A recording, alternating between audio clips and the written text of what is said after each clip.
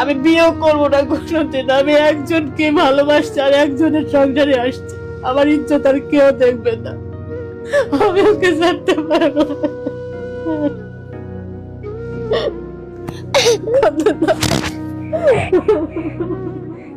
আমি নারায়ণগঞ্জ থেকে আসছি। পরিচয়টা হয়েছে আমার বড় আপুর সাথে, কলেজে লেখাপড়া করতো। তারপর ও পছন্দ করার পরে আমাকে অফার করে। তারপর যাই হোক, আমি যখন ইন্টার পাস করলাম, ইন্টার পাস করার পরই দুজনের মতামত অনুযায়ী বিয়েটা হলো। বাবা মাকে না জানিয়ে বিয়েটা করি। প্রেম করেছিলেন কতদিন? মাস 2 হবে। 2 মাসের মাথায় প্রেম করে বিয়ে করে ফেলছি। যেহেতু একই এলাকায় তো পরিচিত ছিল, এই জন্য মানে সাহসটা করে ফেলেছিলাম যে আমাকে ঠকাবে না। আর সবসময় প্রতিশ্রুতি দিত আমাকে যে তোমাকে আমি ঠকাবো না। তারপর আমাকে নিয়ে আসার পরে ওদের বাড়িতে পুলিশ নিয়ে গেছে আব্বু। আর ওদের মানে ফ্যামিলি স্ট্রাকচার খুবই নিম্ন ছিল। তা আব্বু বলছে আমি এই ফ্যামিলিতে বিয়ে দেব না, আমার মেয়ে ভুলবশত আবেগের মোহে হয়তো করছে, আমি এই বিয়ে মানবো না। তারপর তো যাই হোক, 2 পক্ষের ইয়েতে আবার একটা অনুষ্ঠানমূলক ভাবে আমাকে উঠিয়ে দেওয়া হলো শ্বশুর বাড়িতে। ভালোভাবে আব্বুর একটা সামাজিক পরিচয় আছে যেহেতু, তো সেইভাবে তুলে দেওয়া হলো। সবাই ভালো ছিল, কিন্তু আমার শ্বশুর আর আমার ননদ সবসময় আমার বিপক্ষে ছিল। মানে আপনাকে মেনে নিতে চাচ্ছিল না, মেনে নিতে চাচ্ছিল না। আমার আব্বু কেন পুলিশ টুলিশ এইসব নিয়ে ঘাটাঘাটি করলো। ও সেই সময় বিয়ের রাতেই যখন আমার সঙ্গে প্রথম বাসরাতে তার কথা হয়, বাসরাতে আমাকে বলতেছে যে আমি একটা মেয়ের সঙ্গে বেড শেয়ার করছি, তুমি আমাকে মাফ করে দাও। আমি সেই রাতেই বলছি তুমি কত বড় অন্যায় করছো, আগে জানলে তো আমি জীবনও তোমার এই কথা যদি তুমি আমাকে আগে বলতে আমি তোমার সঙ্গে আসতাম না। বলছি তুমি মাফ করে দাও, আমি তোমাকে স্বীকার করছি। পায়ে ধরে বলে তুমি আমাকে ছেড়ে যেও না। আমি মাফ করে দিই ভাইয়া। সেই সময় ভালোই চলছিল। হঠাৎ কিছুদিন পর আমার স্বামী বিভিন্ন ভাবে আমাকে অত্যাচার করতো, মারতো গায়ে। নতুন বিয়ের 3 মাসের ভিতরে আমার গায়ে হাত তোলে। আমি রাজশাহী ইউনিভার্সিটিতে সমাজ কল্যাণ বিভাগে চান্স পাই, তো আমাকে পড়াশোনাটা করতে দিল না কন্টিনিউ। তো তুমি চাকরি করো, আমি এই বেতনে চলতে পারবো না। আমি কম্পিউটার অপারেটর হিসেবে ওদেরই অফিসে কাজে লাগলাম। 7টা বছর চাকরি করছি ভাইয়া। বেতনে কার্ডটা পর্যন্ত রেখে দিত, আমাকে দিত না। সে টাকা উঠাতো। তো প্রত্যেকটা পর্যায়ে হিসাব নিকাশ করে দুজনেই চলতাম, মোটামুটি চলতাম। তো যখন একটার পর একটা মেয়ের ইস্যু যখন আসে, আমি ফোনটা যখনই ধরতাম সব পেয়ে যেতাম, যে কার সঙ্গে মেসেজ করছে, কার সঙ্গে চ্যাট করছে, সব আমি পেতাম। প্রশ্ন করলে আমাকে মারতো আর অস্বীকার করতো, পরবর্তীতে মাপ চাইতো। নিয়মিত ঘটনা হয়ে গেছে। এইভাবে আমার বাচ্চা কনসেভ হলো। আমার হাজবেন্ড বলে এই বেতনে আমি চলতে পারবো না, তুমি মাত্র জবে লাগছো, তা তুমি কনসেভ করলে তুমি বাচ্চা পালন করবা না তুমি চাকরি করবা, তুমি এই বাচ্চা অ্যাবর্শন করো। ওটা ঠিক 2.5 মাসের মাথায় আমি অ্যাবর্শন করি ওর কথা শুনে। আর আমার বাবা 2 বছর পর্যন্ত আমার জন্য ওয়েট করছে, মা তুই এই ছেলেকে ছেড়ে চলে আয়, আমি তোর সমস্ত পেনশন বিক্রি করে হলো তোকে আমি ভালো জায়গায় বিয়ে দেবো, তুই চলে আয় মা। আমার মান সম্মান সব চলে যাচ্ছে মা ওই ছেলের জন্য, ওর বাবার জন্য। তখন আমার আম্মুর কাছে বসে মেয়েকে তুমি বুঝাও। আমার সবার ছোট মেয়ে, খুব আদরের মেয়ে, খুব আদর করতো, কিন্তু বাবাকে আমি খুব কষ্ট দিছি। আমার বাবা আজ বেঁচে নেই, 2020 সালে মারা গেছে। বাচ্চা অ্যাবর্শন করার পরে আমার পরবর্তীতে আর কনসেভ হয় না, নারীতে প্রবলেম দেখা দেয়, কনসেভ হয় না। 5 বছর এরকম চলে গেল, আমার কনসেভ হয় না। বিভিন্ন ডাক্তার কবিরা যেটাই বলে সব কিছু ট্রাই করতেছি, কোনোটাই কিছু হচ্ছে না। তারপর 2017 সালে আমি 7 বছর যখন চাকরি হলো, আমি চাকরিটা ছেড়ে দেওয়ার সিদ্ধান্ত নিলাম। তখন ওর বেতনটা মোটামুটি মানে ভালো হয়েছে, ভালো একটা লেভেলে অ্যাসিস্ট্যান্ট ম্যানেজার হিসেবে আছে। তারপর তখন একাই চালালো, সংসারটা চালানোর পরে একসঙ্গে বাজার করতাম, একসঙ্গে সবকিছু করতাম, চলছিল ভালো। কিন্তু এই পরকীয়াটা ওর রানিং ছিলই, মানে একটার পর একটা মেয়ের সাথে আছেই। ওর বাবা মা মানে শুরু থেকে আমাকে তারা পছন্দ করতো না। তারপর আমি ঢাকা শহরে থাকি, চাকরি করি, তাদের একটাই সন্তান, ওরা চাইতো সবসময় বউকে বাড়িতে রাখি আর ও এখানে একলা থাকুক। আমার এই বাচ্চাটা যখন কনসিভ হয়, তার 7 মাসের ভিতরে নামে একটা মেয়ের সঙ্গে মেসেজ করে ওইভাবে। পরে আমি তো ওই অফিসে চাকরি করে আসছি, আমি সব কিছু ফোন দিয়ে জিজ্ঞাসা করার পরে বিভিন্ন অফিসারকে যখন ফোন দিয়ে বলছে হ্যাঁ ম্যাডাম চিনি, এই মেয়েটা আপনার হাজবেন্ডই তাকে চাকরি দিয়েছে, আপনার হাজবেন্ড তার বাসা পর্যন্ত ঠিক করে দিয়েছে। তার বাসায় আমার হাজবেন্ড যা আসা করতো। আমার এই বাচ্চা কনসেপ্টের সময় ডাক্তার বলে দিয়েছিল তোমার বাচ্চা মারা গেছে, তোমার জ্বরে দুর্বল হয়ে গেছে, ফিজিক্যাল রিলেশন করা যাবে না আপনাদের দুজনেরই, এই সময় সম্পূর্ণ বেড রেস্টে থাকতে হবে, তা আপনি ফিজিক্যাল রিলেশন করবেন না। তো সেই সময় আমার হাজবেন্ড আমাকে বলছে যে আমি কি উপোস থাকবো এই 9টা মাস, আমি তো অন্য জায়গায় তোমার যেতেই হবে। তাই ওই মেয়ের সঙ্গে সে রিলেশন করে। তারপরে আমি ওকে বললাম যে তুমি বাবা নামের কলঙ্ক, তুমি কেন এই কাজটা করতে গেলে? বলছে আমি তো পারবো না এবার থাকতে, তুমি মেয়ে মানুষ আর আমি তো পুরুষ মানুষ। তবে বলছিলাম আমার এই বাচ্চা হওয়ার পর তুমি কখনো কোলে নিবা না, তুমি বাবা নামের কলঙ্ক। তুমি কি করে পারলে একটা সন্তান 12 বছর পর আসছে দুনিয়াতে? তুমি তার কথা চিন্তা না করে তুমি একটা মেয়ে মানুষকে ভোগ করার চিন্তা কি করে আসলো তোমার মাথায়? আমাকে এই অ্যান্সার আমার হাজবেন্ড দেয়। তুমি তো আমাকে শান্তি দিতে পারছো না, তা আমার তো বাইরে যেতেই হবে। আমাকে বলে ওই মেয়েকে আমি ফাও ইউজ করছি। তবে আমার দিদির যে ডেলিভারি হয় সেই দিন আমার সাথে ঝগড়া এই বিষয় নিয়ে, আমি কাঁদতেছি পুরা। তারপরে আমি যখন হসপিটালের ওটি রুমে ঢুকি তখন আমি বলছি, তুমি আমার বাচ্চা কোলে নিবা না। তা আমার আপুকে বলতেছে, তুমি রোজিকে বুঝাও আমার ভুল হয়ে গেছে, মাফ করে দিকো, আমাকে বাচ্চা কোলে নিতে দিও, আমি আর করবো না এগুলো।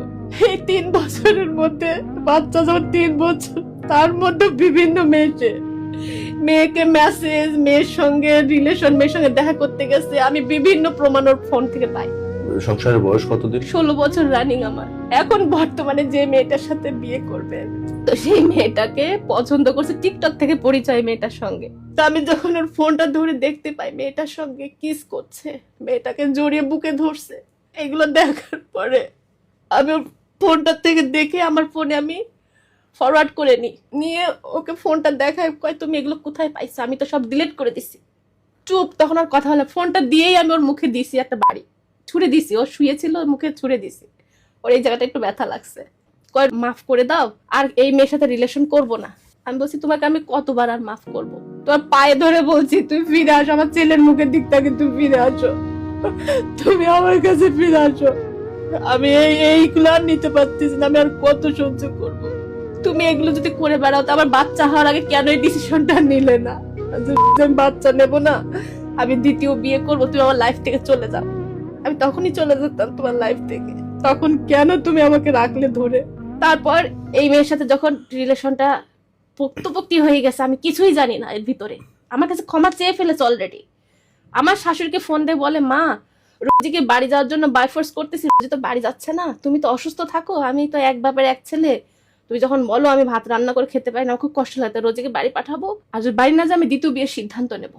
এক পর্যায়ে আমার সাথে বাসায় এসে ঝগড়া শুরু করে দিল, তুমি বাড়ি যাওয়া কিনা বললাম। আমি বাড়ি যাবেন তো আপনার স্বামীর গ্রামের বাড়ি যেতে? হ্যাঁ, ওর মার কাছে আমাকে থাকতে হবে। তা আমি বলছি আমি বাড়ি যাবো না, তোমার মাকে এনে দাও, আমি এখানে সেবা যত্ন করি। সে আনবে না, সে আমাকে বারবার বলতেছে তুমি বাড়ি যাও, তুমি বাড়ি যাও, তোমার বাড়ি যেতেই হবে। আমি সারা বছর ঢাকায় থাকবো। আমি থাকতেই তুমি 100টা মেয়ের সাথে প্রেম করছো, আমি হাতে নাতে ধরতেছি, তা আমি না থাকলে তো তুমি তাকে ঘরে নিয়ে আসবা, আমি কোন বিশ্বাসে বাড়ি যেতে থাকবো? এগুলোর কোনো ভিত্তি নেই, বিশ্বাস রাখতে হবে মনের ভিতরে। আমি বলছি, বিশ্বাস কিভাবে রাখবো?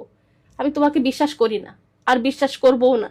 এর 1 সপ্তাহের ভিতরে আমার শাশুড়ি ফোন দিয়ে আমাকে বলতেছে, রোজি আমার ছেলে তো দ্বিতীয় বিয়ের সিদ্ধান্ত নিছে, তোমার সাথে সে সংসার করবে না, তুমি পাতা পাগল হয়ে না, তোমাকে আমার দরকার, তুমি আমার ভালো ছেলের বউ, তুমি আমার খুব সেবা যত্ন করো, বাড়ি আসলে আমার ছেলে পাগল হয়ে গেছে, তুমি আমার মেয়েদের সাথে কথা বলো। মেয়েদের সাথে যখন আমি কথা বলি আমার ননদদের সাথে, ননদরা কয় তোর একটা ছেলে হয়ে গেছে, আমরা চাই তোর সংসারটা বাঁচুক। তো এইভাবে আমাকে বাড়িতে একদিন নিয়ে গেল। ওর ভাই কি করছে, বলছে আপু ও যদি আমার কথা না শুনে আজই আমি ওকে ডিভোর্স দেবো। আমার কাবিন অনলি 50,000 টাকা, যেহেতু পালিয়ে বিয়ে করছি, কাবিন আমার সেভাবে কেউ ধরার মতন ছিল না, তোর টাকা দিয়ে আমি এখন ওকে বিদায় করে দেবো। তখন আমার ননদরা বলছে, কেন, কি কারণে তুই বল। আমাকে সন্দেহ করে, আমি বাড়ি থাকতে বলে বাড়ি থাকে না, আমার মা অসুস্থ, আমি এক বাপের এক ছেলে, তোমরা তো জানো, তোমরা 3টা বোন, আমার মা অসুস্থ থাকে, ও বাড়ি থাকবে, আমি ওখানে চাকরি করব। তো তারপরে আমি বলছি, আপু আমি বাড়ি থাকবো কেন? আপনার ভাই এগুলো একটার পর একটা প্রেম করতেছে, একটার পর একটা মেয়ের সাথে ফিজিক্যাল রিলেশন করতেছে, তো এটা আমি কি করে মানবো? আপনারা হলে মানবেন? ওর বোনেরা কয় কেন এটা কেন সে করবে, তুই কি তাকে সেভাবে তৃপ্তি দিতে পারিস না? আমি এটা আবার কেমন কথা বলেন আপু, আমি কোন দিক থেকে কম আসি বলেন? তো বলছে, তাহলে একটা পুরুষ কখন বাইরে যায়? তা আমাকে 3 বোন আর ও মিলে আমাকে 5টা শর্ত দিল, ওর শর্ত যদি মানতে পারি আমি ওর সংসার করতে পারবো। কি শর্ত? শর্ত, ওর টাকা পয়সার কোনো হিসাব নিতে পারবো না, ওর কাছে কোনো কৈফিয়ত চাইতে পারবো না, মা বোনের সাথে কথা বলতে পারবো না, আপনার মা বোনের সাথে, আর ওর মুখে মুখে তর্ক করতে পারবো না, ওকে সন্দেহ করতে পারবো না। এই 5টা যদি আমি করতে পারি তাহলে ওর সংসার করতে পারবো। সেটাই আমি মেনে নিয়েছি ভাইয়া। সেই দিন মেনে নিয়ে আমি আবার নারায়ণগঞ্জে আসলাম, চলছি এইভাবে। আবার ফোন যখন ও ঘুমিয়ে যাবে হাতে নিই, দেখি ওই মেয়ের সাথে আবার কন্টাক্ট হয়েছে। তো আমি ওর প্রমাণগুলো পাইছি, বেড শেয়ারের যা কিছুই করতো সব মোবাইলে ধারণ করতো। হ্যাঁ, ধারণ করতো, প্রমাণগুলো রেখে দিত জিম্মি করার জন্য। যখন ওকে জিজ্ঞাসা করলাম, প্রকাশ করলো যে ওই মেয়ের সাথে আমার বিয়ে হলে তো সমস্যা কি, তুমিও থাকবা সেও থাকবা, আমার তো বাচ্চার দরকার, আমার একটা ছেলে দিয়ে তো হবে না, আমার আরো সন্তানের দরকার।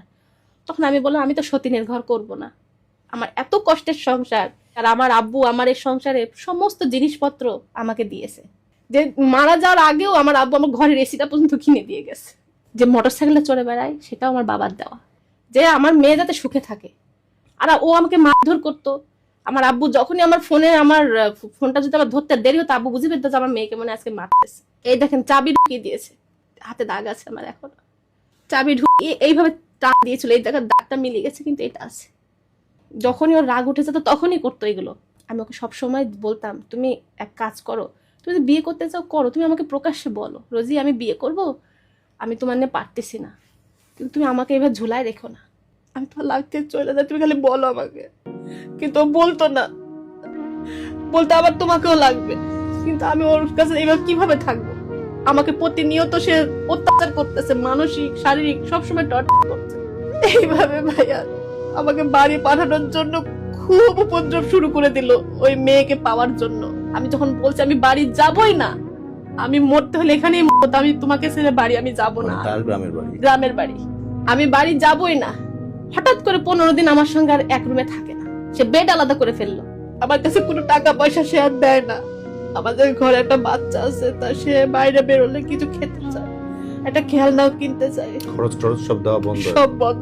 আর এর ভিতরে মেয়েটা আমাকে ফোন করে, সে ভয়েস রেকর্ডটাও আছে, মেয়েটা আমাকে ফোন করে ডিটেলস সব বলে দেয়, ভিডিও ক্লিপ দিয়ে আপনার হাজবেন্ডের সাথে আমি যে দেখা করছি এগুলো দিয়ে আমাকে ব্ল্যাকমেল করে সে। পরে গত শুক্রবারের কথা, ভোরবেলা আমার শ্বশুরকে ডাকছে, আমাকে গোপন ভাবে বাড়ি থেকে নিয়ে যাবে, ফার্নিচার সহ ট্রাক ভাড়া করে ফেলেছে ভাইয়া। এসে বলছে শিগগিরই গুছাও। আমি যে কোথায় গুছাবো? বলছে তোমার বাড়ি যেতে হবে, আমি ট্রাক ভাড়া করছি, লেবার আসছে, ফার্নিচার সহ আমি চাকরি টাকরি সব ছেড়ে দিছি।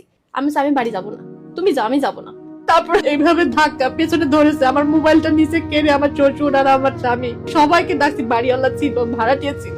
বাড়িওয়ালা বলছে তোমরা এইভাবে বাসার থেকে কাউকে চেঁচড়ে নিতে পারবে না, তোমরা একটা মীমাংসার মাধ্যমে আসো। তুমি যদি তোকে নিয়ে সংসার না করতে চাও, আমি তোর সাথে সংসার করবো, আমার মার কাছে থাকবে, আমার মা অসুস্থ, আমার মার কাছে থাকবে, তুমি নিয়ে যাবা, তাহলে মীমাংসার মাধ্যমে নিয়ে যাও। তারপর আমি চলে গেলাম। এখন বর্তমানে আমার কাছে কোনো টাকা পয়সা নেই, সে কোনো খরচ আমাকে দিচ্ছে না। আমি আলাদা হয়ে আছি আমার দুলা ভাইয়ের বাসায়, কিন্তু আমি তোকে ছাড়তে পারবো না স্যার। তোমাকে আমি কোনোদিনও ডিভোর্স দেবো না, আমি মরে গেলেও আমি তোমাকে ডিভোর্স দেবো না, আমি বিয়েও করবো না কোনোদিন। আমি একজনকে ভালোবাসছি আর একজনের সংসারে আসছি, আমার ইজ্জত আর কেউ দেখবে না। আমি এইভাবে বলেছি ওকে, আমি ওর সাথে আর একসাথে দিচ্ছি, 1 সেকেন্ডের জন্য থাকবো না, কারণ ওকে আমি প্রচুর ঘৃণা করছি। কোন মেয়ে 15 বছরের সংসার এমনি এমনি ছাড়তে চায় না, আমি ওকে ছাড়তে পারবো না। কান্দে না বাবা, কান্দে না, কান্দে না। আমার একটাই চাওয়া যে আমার সন্তান বাবা মার আদর পাক, আমি ওর কাছে থাকতে চাই, আমি ওর বাবা মারও সেবা করতে চাই। যদি ও পথ থেকে ফিরে আসে, ও যদি ওই পথ একেবারে ছাড়তে পারে,